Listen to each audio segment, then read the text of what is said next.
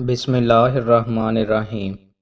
رسول اللہ صلی اللہ علیہ وآلہ وسلم نے ارشاد فرمایا، جو شخص حصول علم کے لیے کوئی راستہ طے کرتا ہے تو اللہ تعالیٰ اس کی وجہ سے اس کے لیے جنت کا راستہ آسان کر دیتا ہے، اور جس کو اس کے عمل نے پیچھے کر دیا تو اسے اس کا نسب آگے نہیں کر سکے گا۔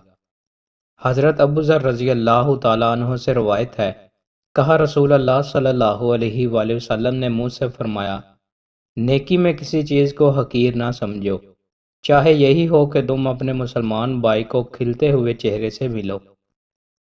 رسول اللہ صلی اللہ علیہ وآلہ وسلم نے ارشاد فرمایا، تم میں سے کوئی شخص ایماندار نہ ہوگا جب تک اس کے والد اور اس کی اولاد اور تمام لوگوں سے زیادہ اس کے دل میں میری محبت نہ ہو جائے۔ رسول اللہ صلی اللہ علیہ وآلہ وسلم نے ارشاد فرمایا، ایک مومن کو جب بھی کوئی کانٹا چبھتا ہے یا اس سے بڑھ کر کوئی تکلیف ہوتی ہے تو اللہ تعالیٰ اس کی وجہ سے اس کا ایک گناہ مٹا دیتا ہے۔ رسول اللہ صلی اللہ علیہ وآلہ وسلم نے ارشاد فرمایا، ہمارا پروردگار بلند برکت والا ہے، ہر رات کو اس وقت آسمان دنیا پر آتا ہے جب رات کا آخری تہائی حصہ رہ جاتا ہے۔ وہ کہتا ہے، کوئی مجھ سے دعا کرنے والا ہے کہ میں اس کی دعا قبول کروں، کوئی مجھ سے مانگنے والا ہے کہ میں اسے دوں، کوئی مجھ سے بخشش طلب کرنے والا ہے کہ میں اس کو بخش دوں۔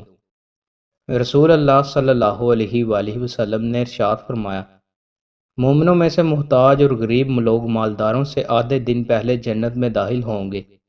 آخرت کا آدھا دن دنیا کے 500 سال کے برابر ہے۔ امامت کا حقدار۔ رسول اللہ صلی اللہ علیہ وآلہ وسلم نے فرمایا، جب 3 آدمی ہوں تو ان میں سے ایک امامت کرائے، اور امامت کا زیادہ حقدار ان میں سے وہ ہے جو ان میں سے زیادہ قرآن پڑھنے والا ہو۔ دوستوں، مزید اچھی ویڈیوز کے لیے ہمارے چینل کو سبسکرائب لازمی کریں۔ بہت شکریہ۔